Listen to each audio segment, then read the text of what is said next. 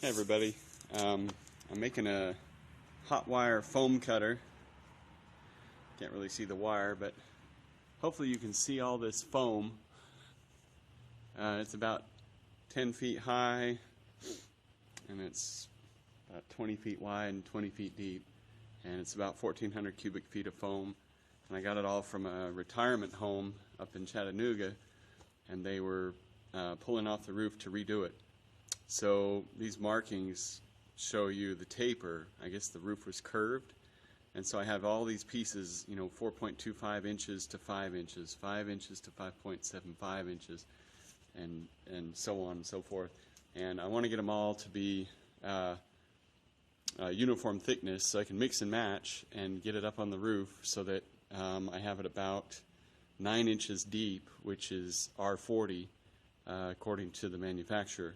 So, to make my life easier, or maybe harder, we'll find out, I made this setup out of my one of my scaffolding stands, and then just hooked up a spring.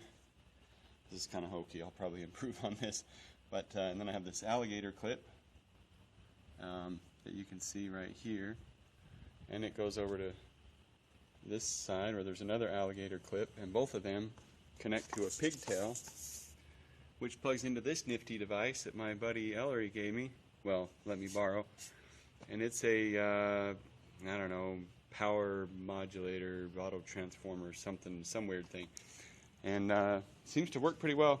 I heat it up with this that I made from Walmart, just from parts, a light dimmer switch, and then you plug it in there, but it didn't work. The wire got too hot and I couldn't control it. So this one, I'll just show you. I turn it up to about just past 40, which causes the wire to stretch, which causes that spring to compress. And if I'm real careful and not get burnt, I can cut this piece of foam. I haven't fully figured out where the sweet spot is on the power yet, but you can see if I can get this just right, I'll be able to cut my foam into a uniform shape just by sliding it through this cutter.